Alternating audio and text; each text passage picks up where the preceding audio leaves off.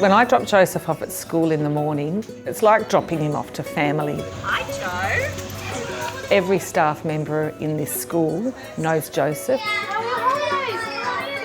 Marie's son Joseph has been attending St Lucy's School in Sydney since he was 6 years old. Joey is 16 now.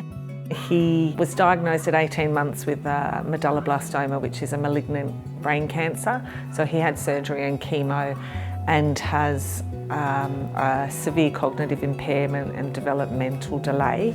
Vanilla. Joseph was never offered a place at a mainstream school because of his support needs. Tell me how many ingredients we need altogether. His class at St Lucy's has 8 students, a teacher and 2 aides. Which one is brown sugar? Here it's much more targeted as to what he can do and what he can achieve and how we can push him forward. St Lucy's was started 85 years ago for students with vision impairment. It now has 240 pupils, most live with multiple disabilities. They need small class sizes, expert teachers. They need the right architecture, places where they can retreat to when they get overwhelmed.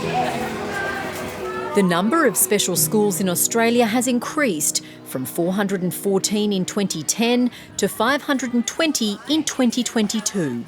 But as a commissioner, I have learned.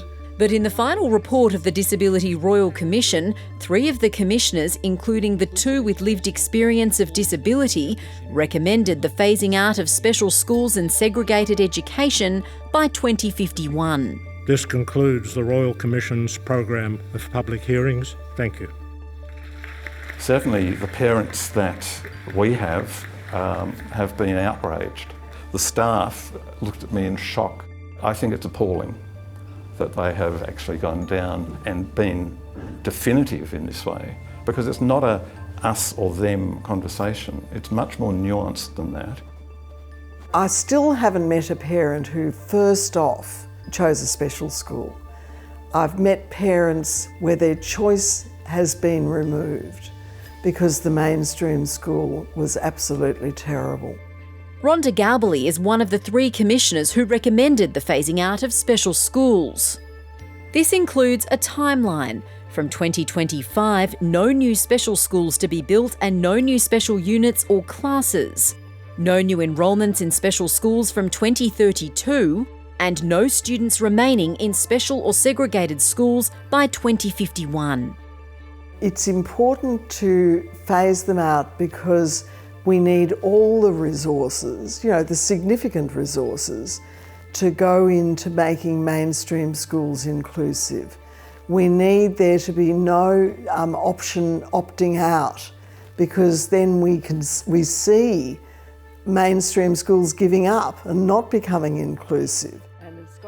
Rhonda Galbally believes change won't happen while there are 2 separate education systems. We spent a lot of time at the Royal Commission hearing that attitudes were terrible, that there were hate crimes and vilification, and that will continue while little children don't have any experience with children with disabilities. And by experience, I don't mean, a day a week catching up for an hour. Deinstitutionalisation only happened in the mid-90s. Advocate Catherine McAlpine gave evidence to the Royal Commission on inclusive education.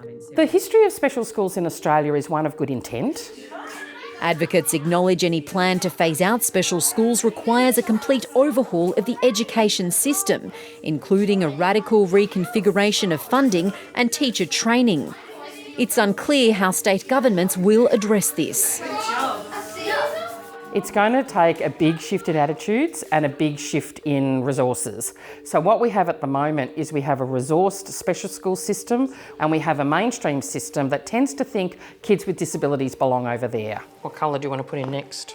Catherine has first-hand experience with her son Julian, who spent 4 years in a special school before transferring into mainstream education.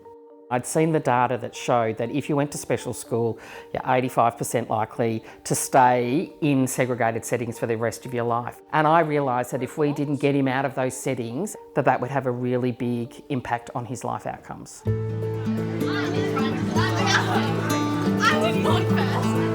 In Canberra, Alfred Deakin High School supports 40 students with various disabilities among its almost 900 pupils. I believe that all students should go to the same school. As a result of the Royal Commission, all students deserve to be together. Yes, Baz.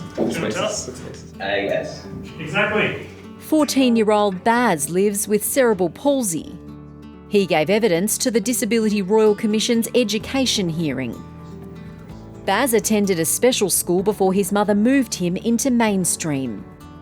As I educated myself about the sort of life that I expected him to have in the future, it became really clear to me that inclusion was very important, to live a regular life was very important, to have valued roles in the community was very important. I like attending my school because it gives me freedom and independence. Baz takes part in all aspects of the curriculum. He's assisted by learning support teachers and lessons are adapted for him. It's about making sure that they are able to access the same learning, same programs as what all other students are able to do. Students with disabilities have their own break room and quiet spaces in which they can spend time.